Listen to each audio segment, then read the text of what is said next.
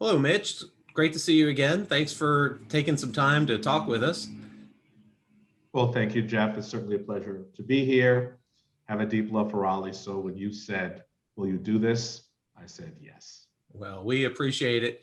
It's great to speak with you and have you as part of our joint annual meeting for the Live It Up Hillsborough Street and the Blue Ridge Corridor Alliance. This is a new experience for us, and uh, it's great to have a keynote speaker like yourself to really dive into some of the things we've been experiencing for the past year and what we can learn from it and how to move forward.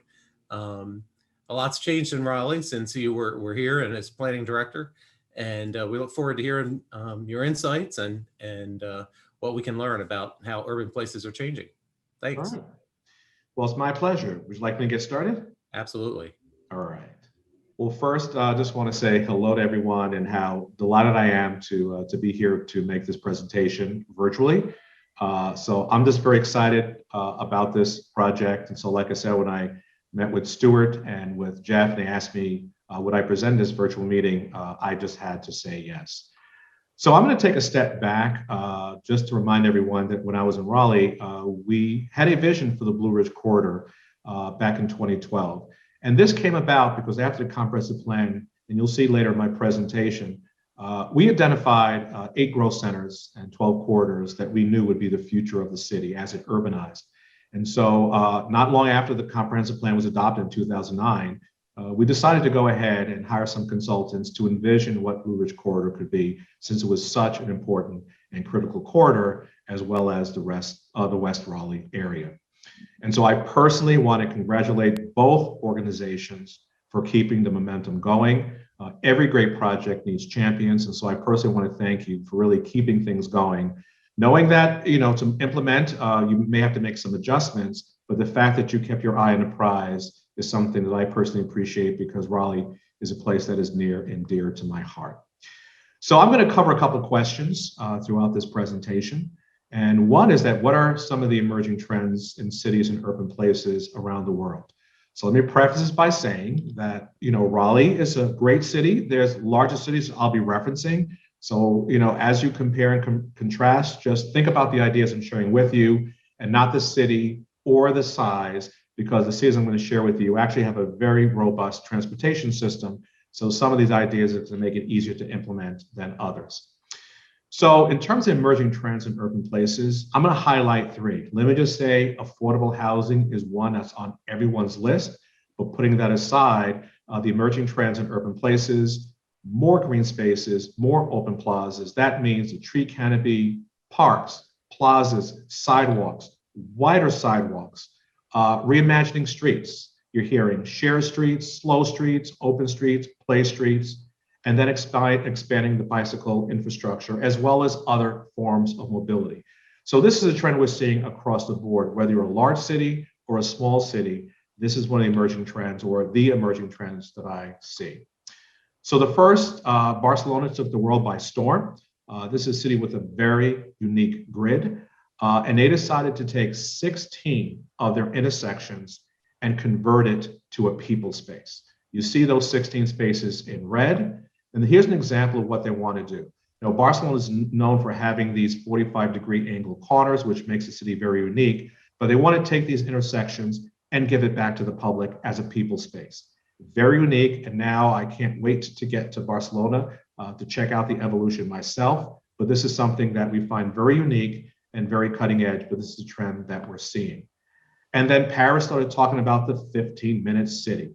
Both cities want to go more car-free, and as I stated, they have a very strong transportation system, but it's their desire to give public space back to people, and that everything should be within a 15-minute walk. New York City has already been focused on the 15-minute walk or even the 10-minute walk, but in New York City, we're reimagining the public space, the public realm. You're looking at the Flatiron District, that's the Flatiron Building, and here's this underperforming concrete just sitting there right next to Madison Square Park. And just by putting up some tables and some trees and flowering pots, they were able to create an experience for people just by using underperforming concrete right there in the heart of the city. And so we focus very carefully in New York City about that the public realm must be public. Our public realm in New York City consists of streets, sidewalks, bike lanes, parks, public spaces, etc. But it's always been viewed by separate entities and separate agencies. We wanted to make sure, how do we reimagine the public realm as a unified whole? Because parks represents 14% of the city's footprint, streets and sidewalks represents 26%. That means 40% of New York City is in the public realm, but most of it was given to cars and not to people. And that's something we felt we had to change. During COVID, we had to pivot very quickly. I'm sure this was an example you see in Raleigh and all over the country. There's examples here from Boston and New York. And it's something that just enlivened our streetscape. It's something we did not experience. The cars found places to park, but now we're able to sustain our businesses, but also give people an opportunity to get outdoors and enjoy themselves. And you'll still see this in New York City today as we're slowly coming out of the pandemic. We're seeing light at the end of the tunnel. And then last year, the mayor did something unprecedented during the height of COVID. The mayor and city council agreed to close 100 miles for what they called open streets. And that was to how we can close off parks, the roads and parks, streets adjacent to parks, and neighborhood streets throughout the city. The good news is just last week, the mayor signed a bill making 60 miles of the 100 miles permanent. And right now we're working through exactly where that's going to be located and what will it look like. But it's a great new approach that we're taking, and this is as a result of COVID. And I want to share with you some other opportunities we're looking at. This is one of the streets we're looking to probably make a park. So this was one of our old Robert Moses playgrounds. We were able to convert this before COVID, and it went from this kind of horrible experience to this. This is a rendering, and you can see now how we're bringing the park experience out to the sidewalk and the street. But this is what it looks like today. This is a great park, and the street you see there with parked cars is 34th Avenue. The goal through this new Open Streets program is to close off this entire park and street and make it a linear park. What that's going to look like, I don't know yet, but that's the idea that public space should be for public and not just for cars. And so we're looking selectively about how we can address some of our streets to provide more public space for people. So what lessons did I learn from New York City as I returned to the Triangle? Number one, there was a silver lining from the pandemic. The demand for spaces for people is increasing dramatically. Mobility options is being driven, at least here in New York City, by climate change concerns, demographics, and equity. I'll get to diversity, access, and inclusion in a second. Streets are public spaces that belong to everyone, not just cars. And the public is demanding that from us. They're saying you got to give up some of that asphalt, give up some of that concrete so we can create great public spaces. And then increasing the amount of public space has a strong economic development ROI, as well as a livability and public health ROI. People are craving spaces. Now, as we look to the future, we talk about how urban planning can advance EDIA. I first want to tell you from my definition that what they mean, because I've seen these long definitions. To me, equity is about fairness. Diversity is about the value of different perspectives. Inclusion, it must be welcoming to all, and access, removing barriers, physical barriers, cultural barriers, regulatory barriers. If we understand these principles in urban planning, then we can do great things. And I always share with people that EDIA is not something you do, it's who you are.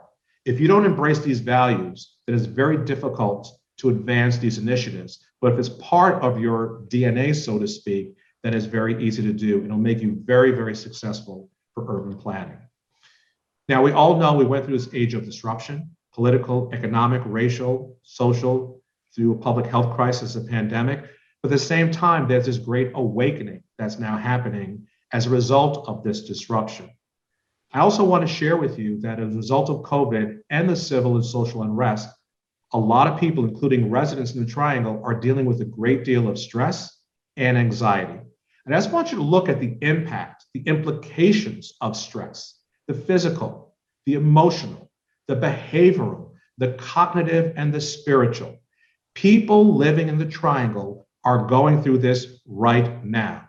And the longer the stress, it then converts into trauma. And so here in New York City, in the Parks Department, I challenged my staff to see what can we do to reduce that stress and that trauma that our residents were feeling.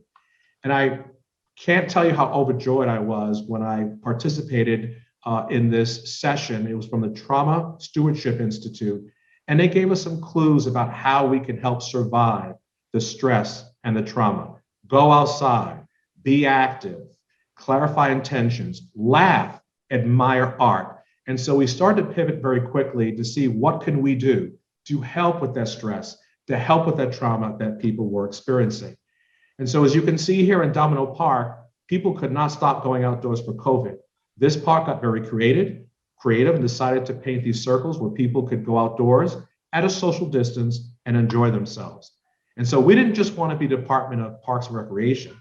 We want to be Department of Fun, Health, Happiness, but also joy and healing. That was our approach as people were going through this stress and trauma. We wanted to look very differently about how we pivoted and how we dealt with our public space. And so we can't do this alone. And so my question is, what is the value of public-private partnerships? Because it can't just be a public effort, we need our private partners. And so here in New York City, we value our business improvement districts. It's the same as municipal service districts. They certainly add value to the work here in New York City. We have 76 of them in New York City. They clean streets, they do marketing, they do programming, but in some cases, they also maintain our public space. And we also have 8 conservancy partners that exclusively focus on parks and public spaces. And I just want to remind you the economic impact of public spaces. Central Park alone generates over $1 billion annually in economic activity. Here is a municipal service district in Hudson Yards that takes care of our newer park, Bella Absett Park, and also Bryant Park, which I'm sure you all know in the heart of Times Square. You can see by just having this municipal service district or BID take over this park has transformed the value of property around it in terms of what they receive for rents. Everybody wants to have something nearby that they can enjoy, that public space. And so this is the value of having public-private partnerships and the value it offers to our residents, but also to those that own properties surrounding the area. The next thing I want to cover is why are transit networks and walkable places so important? Well, number one, it helps manage growth. It creates great places. It advances the principles of equity and access, and mobility is an equity issue as well as an economic development driver. So I want to take a step back to 2009. Even earlier, when I became plan director, the city and the region was very concerned about this low density sprawl pattern of development that was primarily driven by automobile mobility. So that you're now seeing the growth framework map, and the goal was that we wanted to see 60 to 70% of all new growth directed to 8 growth centers and 12 multimodal corridors. The rest of the city could stay low density, which many people love, but as the growth was coming, it had to be focused on these 8 growth centers and 12 multimodal corridors. We also have the transit in here. I know that's still an aspiration. Those are the little purple bubbles that are going through the heart of Raleigh, but we knew that was the way of managing our growth going forward. And I just want to remind everyone that West Raleigh was one of the 8 growth centers, and Blue Ridge Road and Hillsborough Street were 2 of the multimodal corridors. I will remind everyone that people may eat and sleep in their homes or apartments, but people live in the public realm. And as previous generations were consumers of goods, the newer generations coming to Raleigh and the Triangle, they're consumers of experiences. We should not just be planners and designers, but we need to build an experience in all of our public spaces. While I was in Raleigh, we had this campaign to build great streets, great places, and great spaces. Here's just an example of where I played a role in creating some of those great places. Hillsborough Street, and I remember before even Jeff arrived, we had to come up with this plan, and then after that, we created that municipal service district, and now you see a transformed Hillsborough Street with all this development happening. I love walking down there now. It's now a place and not just a street. Moore Square has changed. City Market is now getting exciting. Glenwood South, still a hot district, but people want these destinations. They want places to go again and again. And so this is why it's so important that we focus on great streets, great spaces, and great places. And you can see what people are doing all over the world, making fun, engaging places where people want to go again and again. Here are some art examples and just simple games that people can play to just enliven public spaces. It's just a little bit of creativity, but it's just a lot of fun. And even using umbrellas in ways that you can just address the street edge condition could just enliven the space. It doesn't have to be expensive. Yes, for umbrellas, you have to take them up and take them down, but look at how it pops and just adds vitality to any public space. And I also believe that we should create playful public spaces. This is our most latest campaign during COVID. We knew people couldn't hug one another, but on Arbor Day, we launched this campaign that it's okay to hug me. We placed this sign on 1,000 trees throughout New York City, and I just love seeing all the pictures of people literally hugging the tree. We also created this public art in one of our parks in Harlem. This is now one of the most visited pieces of public art in the city. There's selfies I'm seeing on a regular basis to create those playful public spaces that engage people and make them feel good and really just bring out that joy that is so important. And I can't wait to replicate this somewhere. These are adult swings. This was in Boston, right outside the convention center. And we're looking at adult playgrounds, so to speak, where people can interact, be outdoors, and enjoy themselves. Again, giving space back to people that they can enjoy. So we talked about the Blue Ridge Corridor study back in 2012, and I'm very pleased that the project continues to move forward. There's now a draft Blue Ridge Road streetscape project to start to make some movement on the vision from back in 2012. Now, in the original plan, the desire was to bring buildings closer to the street to make it from a road to a street, but I do know some changes were made into the project, and now that shifted gears a bit so that now there's more of a streetscape focus with a bike lane. You still have the median in the middle, and there's still a place for people to walk.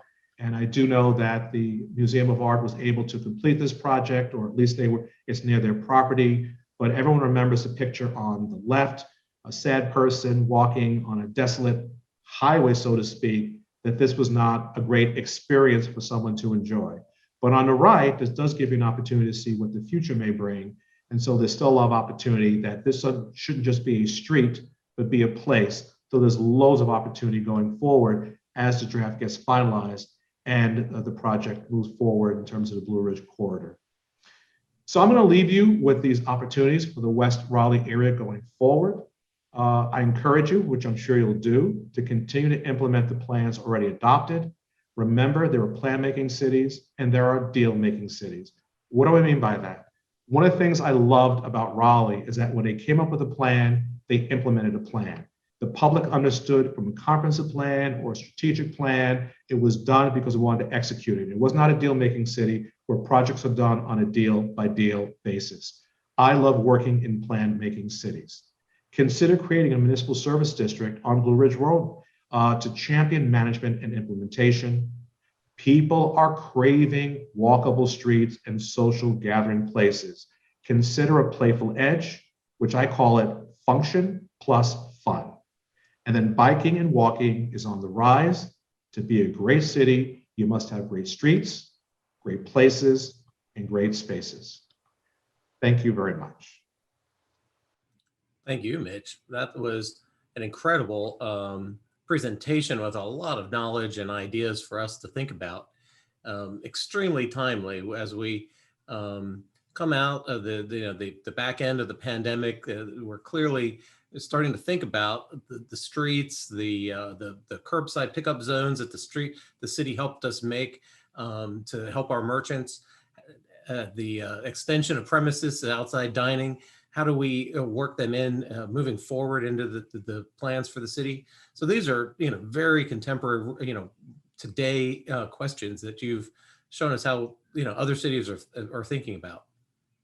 Yeah, and I know it's a challenge. Raleigh still does not have the transportation system to pull some of the projects off as other places, but we can start to really think differently about our public space. Raleigh is a city filled with nature, but people want to interact with nature in both a natural setting, but also in an urban setting. So I think there's certainly an opportunity going forward after we come out of COVID to see how we can transition some of our public spaces. Now, I've been watching some things on Instagram from the downtown Raleigh, and I know they're closing off streets. Bayfield Street, Glenwood South. So I do know the desire is there. The question is, what does that post-COVID street look like? And so with Raleigh, I know you have a lot of concrete and asphalt, which means there's a lot of opportunities to do things differently in the future. We've certainly seen Hillsborough Street become a corridor where people walk and exercise, the bikes, jog, walking their dogs.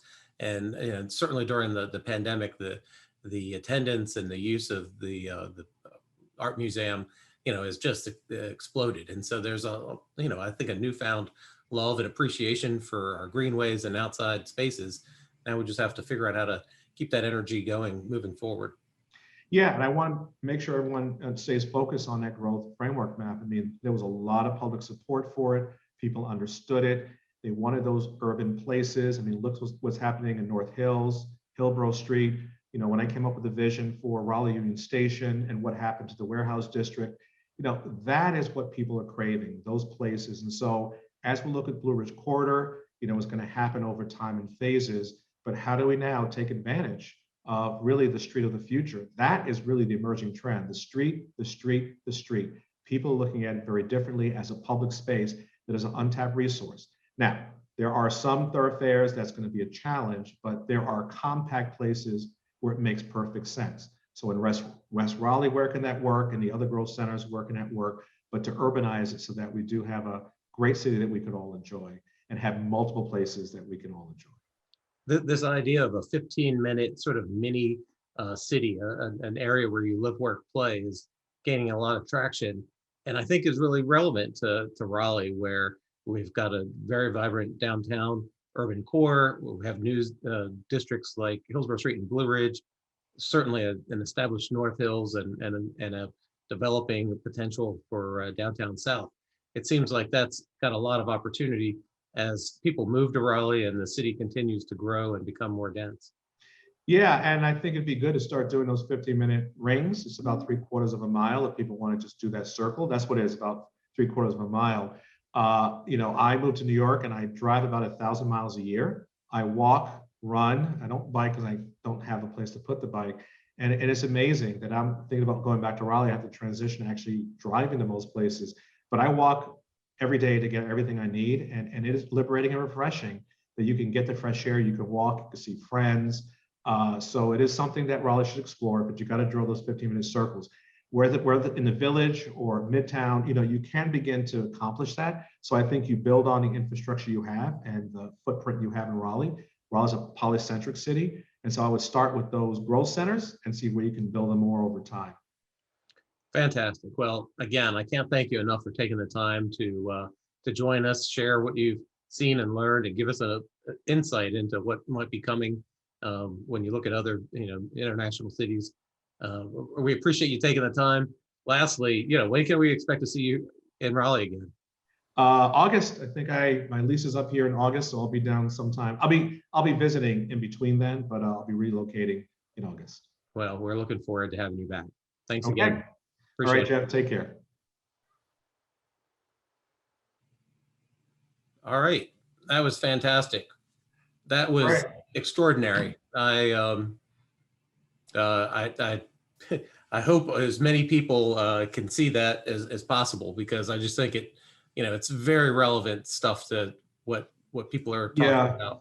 I went for a Google Drive down Blue Ridge. I don't know how recent it was, but the reason it struck me is that I think we had this conversation, not all the buildings. I saw in the Blue Ridge report that there was an attempt to change the frontage guidelines. I know there's going to be a lot of pushback. My whole feeling is make it a linear park experience, because walking or biking down a bike lane or a sidewalk when cars are going by 45 miles an hour, when there's nothing to look at, makes you feel very isolated. So I was trying to figure out, how do we address that edge? How do we make it a little bit more playful? It may slow traffic down a bit. So I do know the state controls a lot of that property. And so that's why my head was thinking like, okay, I know over time, 5-foot bike lane between you and I usually is minimum 10. So I know that's a very narrow strip. So I was just thinking, what can I offer just to get people to think Blue Ridge, but also other parts of the city? It's very natural.